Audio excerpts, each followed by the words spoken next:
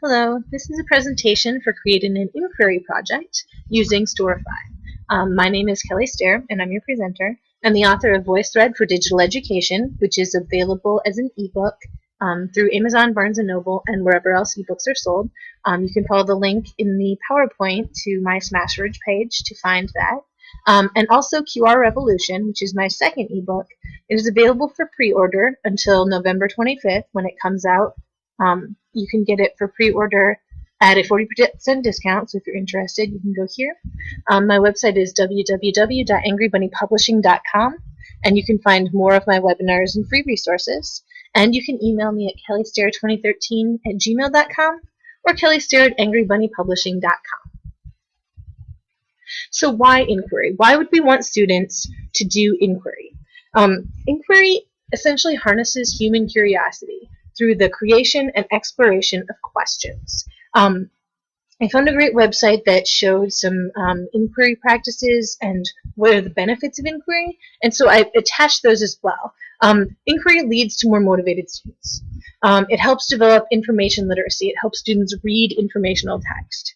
It helps develop critical thinking skills. There's a lot of evaluation and assessment that goes into an inquiry project that students do as they look at different reading materials. Inquiry is great because the results are better long-term retention of information. Inquiry helps develop deeper understanding of subjects, and it helps students become better learners and helps them prepare to be lifelong learners.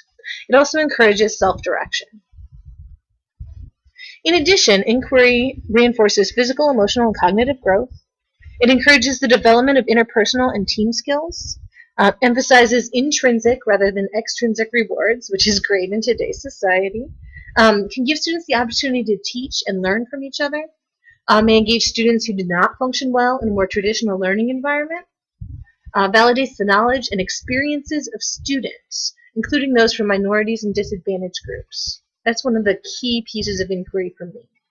It can be adapted for any age, and the pace and content of an inquiry project can be adapted to suit individual learning needs of students. If you're interested for more about inquiry projects in general, you can click this resource in the PowerPoint. So, when might you do an inquiry project? And remember, I'm focusing kind of at the high school, middle school level, but it really can be for any level of students. You can do an inquiry project before a unit to help level background information. So if students come to you with varying degrees of information about whatever you will be studying in your next unit, whether it's a language unit, or language arts unit, or a science unit, or a math unit, if you do an inquiry project before, you kind of level that background so students can research first and then come with information.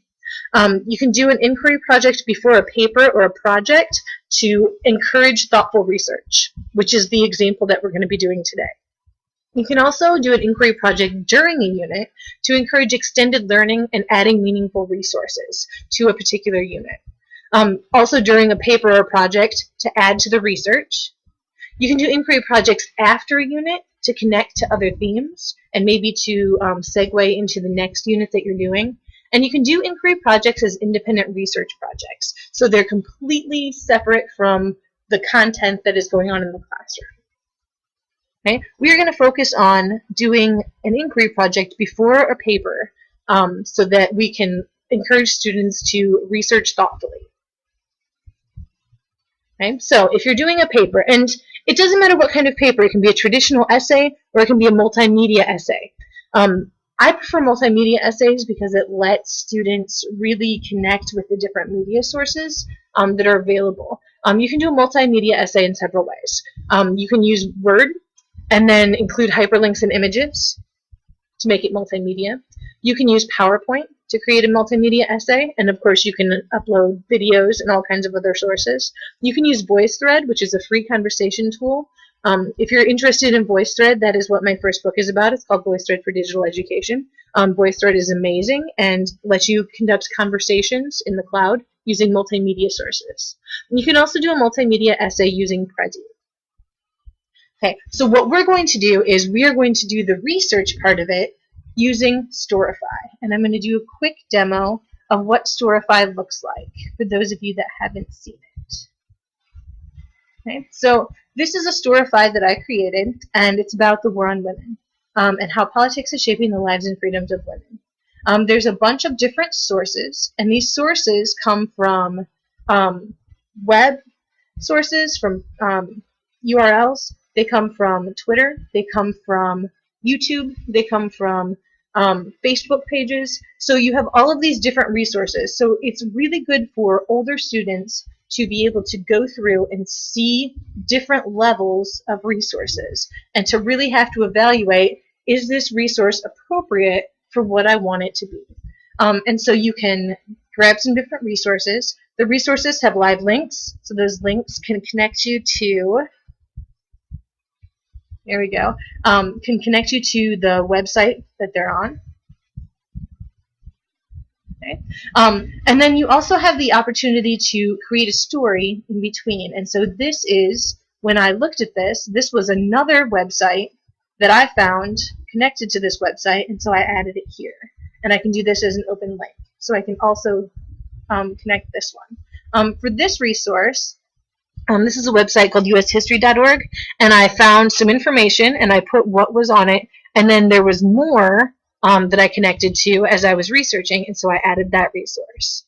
This is a Twitter post, and so I can go to her page and see what all she's doing, or this can connect me to these two hashtags so that I can look at other things within these two hashtags. So for example, if I don't know what this is, I can go there and I can get a good idea. This one is a video, and this is about Malala, and anybody who knows, her book was just published. She's a girl who was 13 or 14, and she stood up to the Taliban, and they shot her in the back of the head, and somehow miraculously she survived, and she is speaking out for women's education. And so this was a great resource. And then I added a note here. I said I actually saw her on The Daily Show, and she was incredibly persuasive, so it would be cool to look up more videos of her. Okay, and then we've got this one, Queen Elizabeth's Historic Move. We've got another Twitter. We've got change.org. Okay, and we've got CNN. Okay, and I added some notes here. So basically, this is what Storify does. It lets you gather and collect and curate resources from all of the media resources available on the web. And so you really get a broad spectrum of what people are saying and thinking in the moment. Now, that being said, you probably don't want to use Storify with elementary students, letting them do an inquiry project because there aren't filters on the language so much. I mean, a lot of stuff gets taken down because it's offensive, but there aren't any specific education filters. So this isn't something that I've used for elementary students as part of an inquiry project.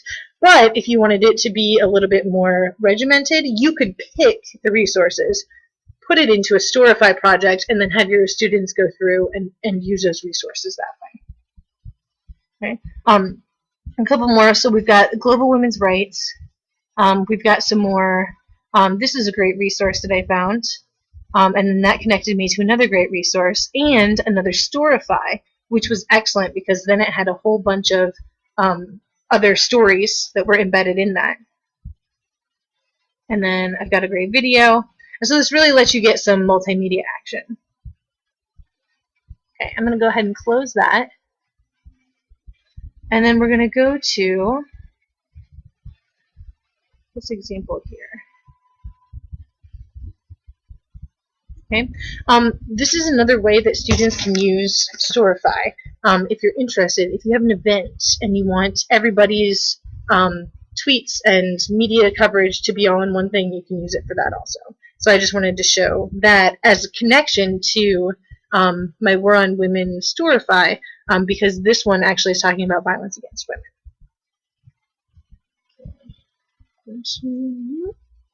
That one down. All right.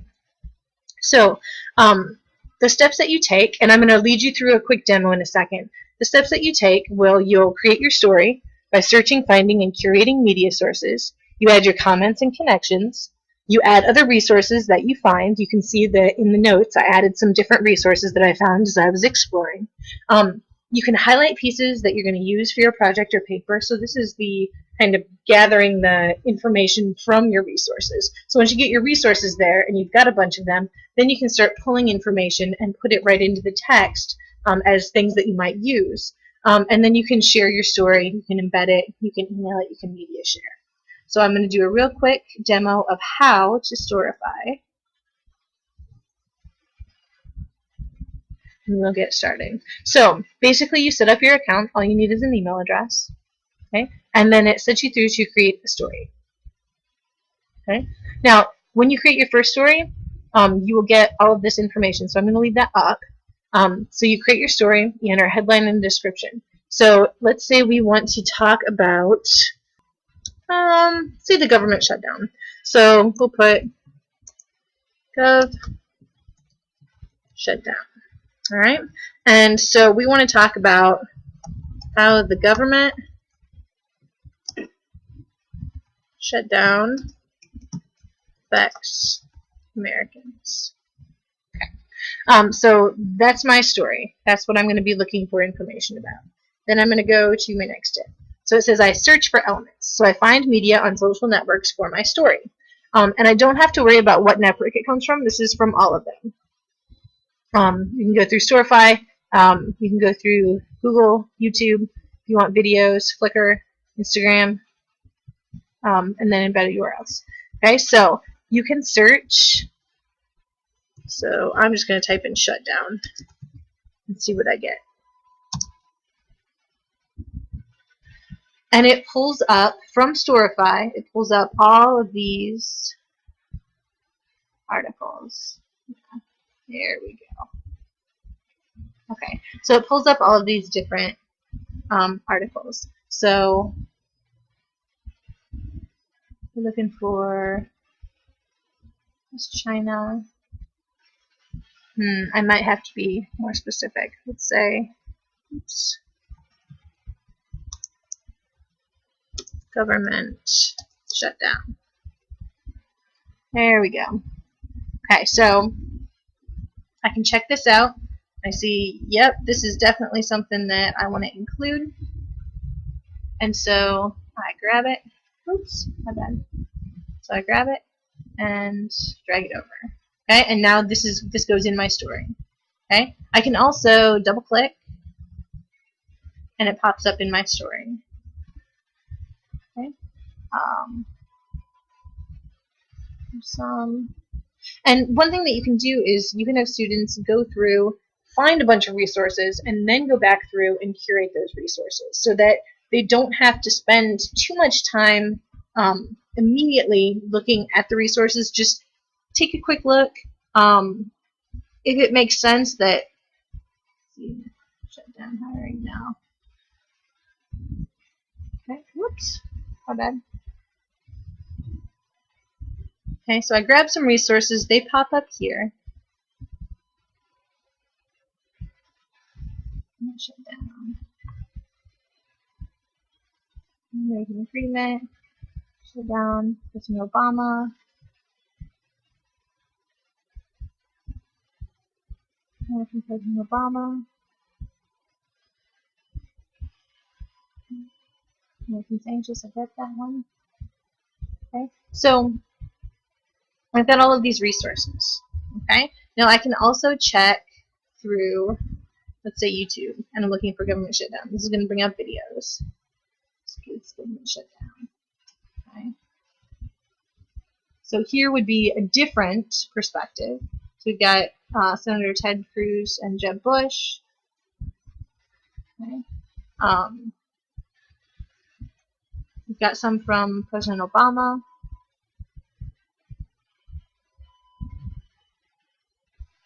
There's one, Shutdown Explained. That might be helpful. So anyway, after I gather these resources, then I can go through and curate those resources. So I find them, yay, but then I want to curate them. So I'm going to go through, and if it's a website, I'll check it out, and I'll make sure that it's information that I want to use. If it's a video, again, I'll watch it, and I'll make sure that there's information that I want to use. And then as I go through, I'm going to go ahead and click. So I made my page a little bit smaller. If you click in the middle where it says click to add text, you can insert text. So if I watch this video right here, it says stand up for the volunteers to protect our national parks. I watch this video and I find some great things in that video. I can type in those resources, the data, those stats, blah, blah, blah, and then that becomes part of my story. Okay. Finally, when I'm ready and I've gone through all of my resources and I've decided which ones I want to keep and which ones I want to comment on and maybe what order to put them in, this helps me kind of redefine or define more strictly what my topic is going to be and where I'm going with my research. And then I publish. Okay, so I'm going to publish my story now.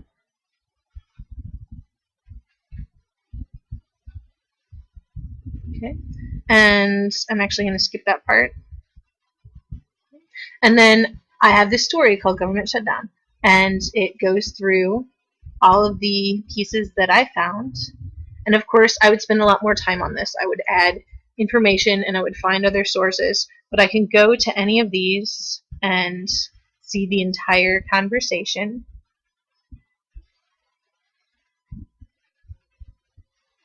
And then I've got this. So I can distribute it in several ways. And I want to show you one really awesome way to distribute.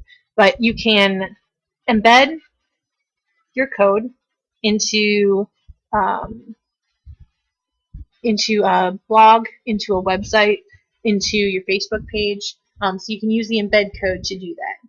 And so if I grab this and I copy it, then I can go to my website. Hold on just a sec. And I've got a demo blog where I show people how to do those. Okay, so I can create a new post for my blog. And I'll give it a title and I'll call it Government Shutdown. And I want to go to the HTML and then click here and paste it. Enter. And then I go save and then I publish. Okay. I don't want to share it, so I'm going to click cancel. And then I go to view my blog. Okay. And so here's my blog, and it takes just a second to pop up. But that Storify will pop up right here in my blog. And so now all of that work that I did is available right here on my blog. Okay, all the notes that I took, all the resources that I found, completely bloggable. And then this is the one that I did earlier. Okay, and so if you're looking for a way to gather resources for your kids to do inquiry, you can do that, which I strongly suggest for younger kids. Or for older kids, they can do their own inquiry. So you just give them the topic of whatever their paper is, or they come up with their own topics. This is a really great way to get kids interested in those. It's a great way before you start a project or before you start a paper for kids to really do some in-depth research. All too often, especially with high school students, they want to get done.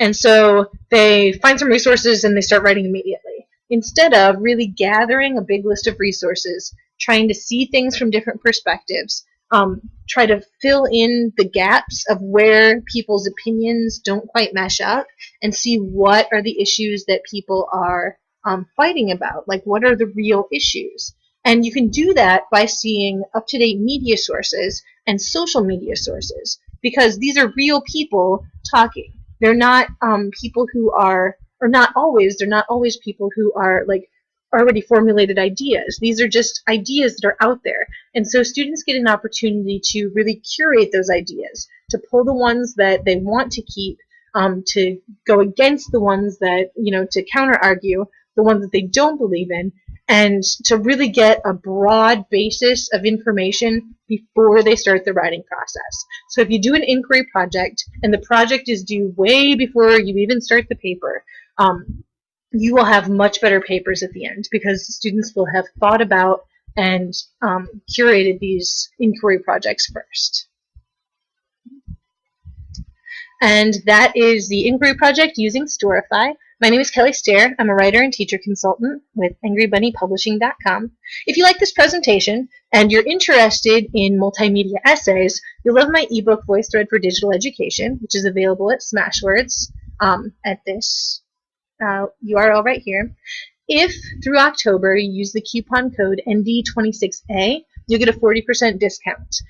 You can feel free to share that with other teachers on your Facebook page or Twitter account.